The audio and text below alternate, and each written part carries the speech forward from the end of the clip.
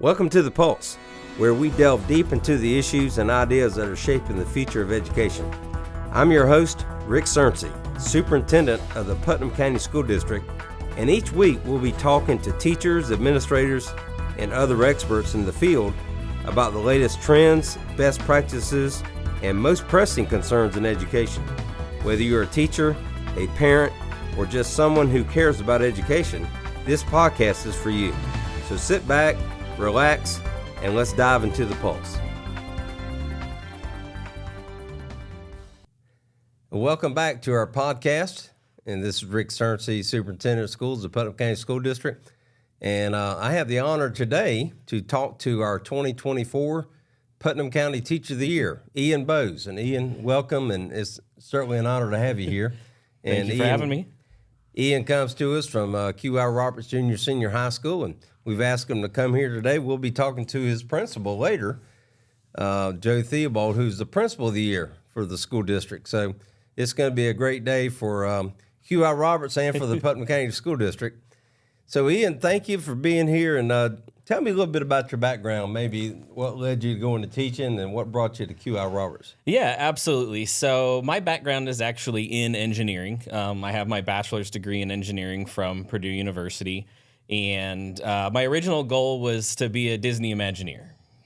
You know, I wanted to do that, but as it often happens, life changes your plans, and worked for SeaWorld for a little bit, and then got a job working for University of Florida doing theater for them. And it was late nights, early mornings, 14, 18-hour days, and that was not how I wanted to start and raise my family. So when I got to thinking about, okay, what can I do? Like what what skill sets do I have, and like what interests me? I didn't want anything that kept me behind a desk, because that's what led me to theater and everything in the first place, is that that bores me to sit behind a desk and do all that. So, but I liked sharing my interest in kind of teaching and helping people understand things. So that's where I got into teaching, and luckily working for UF, they paid for my master's. So I got my free master's in education. And then my wife has a job working for Putnam County Schools as an English teacher at QI as well, a former Teacher of the Year. And so I was going to mention that too, by the way. That's kind of unique. Yeah, so that's how I landed up in Putnam County, and that was 6 years ago, and I have loved every minute of it. That's great. And what kind of engineering? So it's technically multidisciplinary engineering. So what my focus was essentially scenic design and special effects. So, the Super Bowl just happened recently, so anybody that watched the halftime show, essentially what I studied was all of the logistics that went behind that. All of the lighting, the sound, the special effects, all the control systems. That's what I focused on. So the practical applications, really, of those fundamental engineering principles. So did you do that? And you said you did theater. Was that kind of work you did in theater, or did you actually perform? Or what was your role? In high school I did perform, but professionally I was behind the scenes. So I was the technical director for UFPA, University of Florida Performing Arts. So I oversaw all of the equipment and all of the staff, and we did about 300 events a year. I think don't they have that in like Phillips Auditorium? Or? Yep. I've been there before. Phillips Center, yeah. Phillips Center, right. So I worked there for 5 years before transitioning into education. So what subjects are you teaching now at QI? So right now I primarily teach math, pre-calculus, and calculus, but I do teach a section of our ACE Global Perspectives in Research, the A level of that course. So that's the second year of the course, and over that particular course, students are writing a 5,000-word research paper.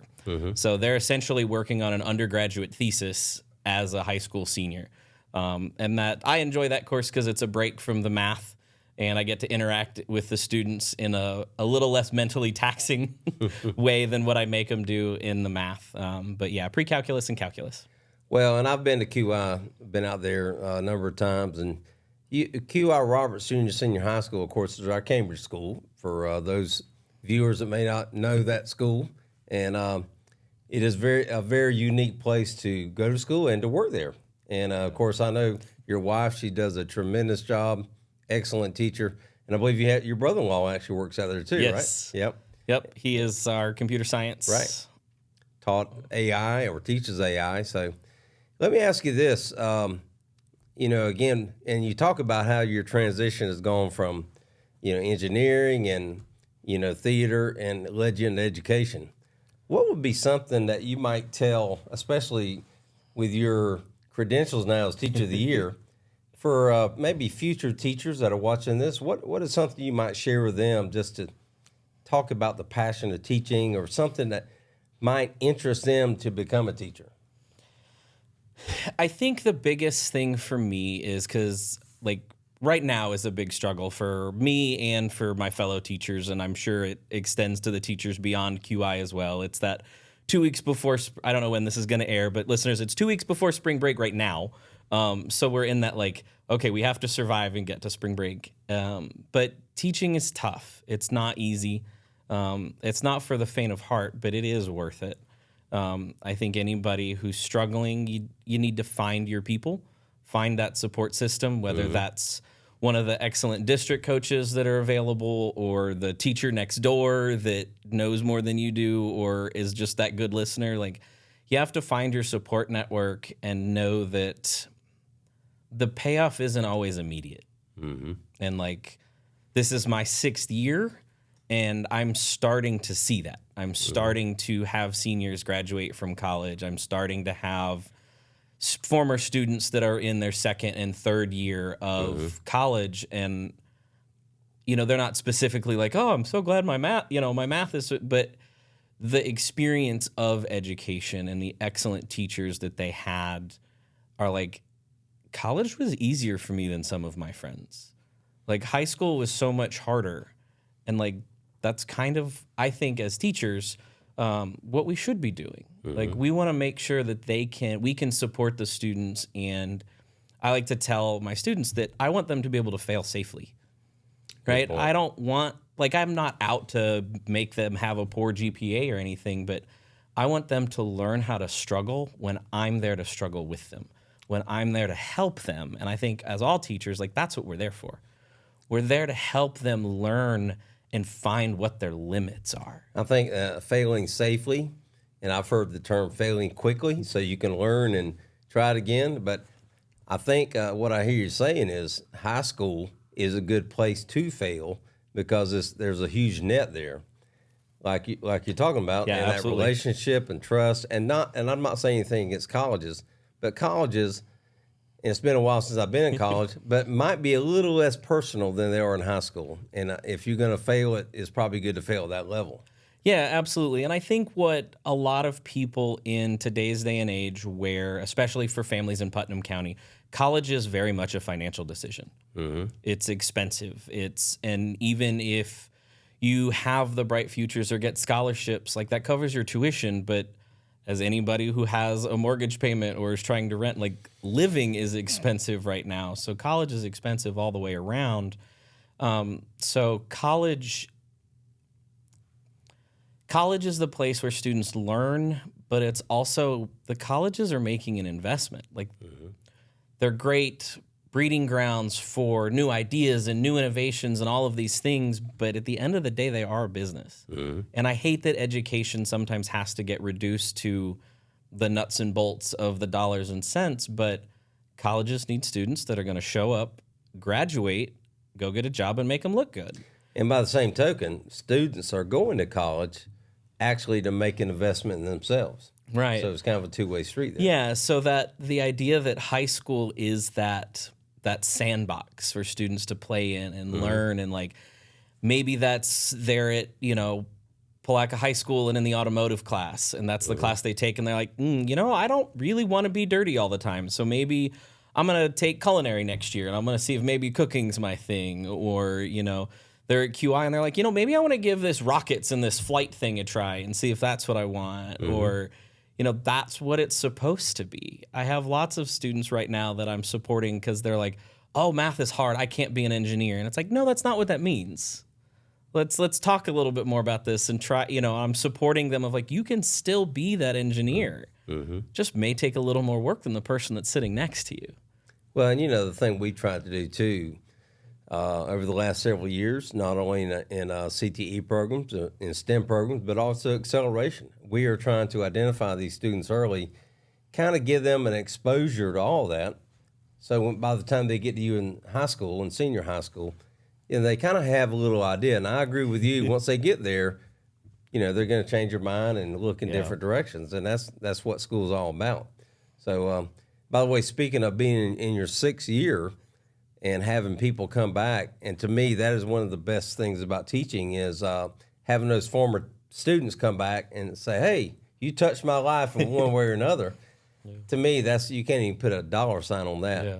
And you've been around long enough. You have former students that you're now employing in the district. Right. And actually, I'm in my 46th year, so I've got parents of students who come back, maybe even grandparents, but still, it is very gratifying, and I know you're experiencing that too. So tell me, going to your honor, and I want to really focus on that for just a minute. And to me, that is one of the most distinguished honors because you're actually selected by your peers.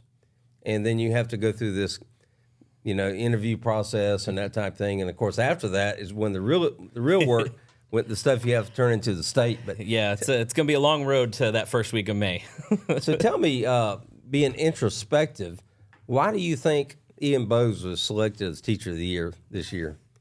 And just take an objective look, and what are some things about you that might have helped you stand out?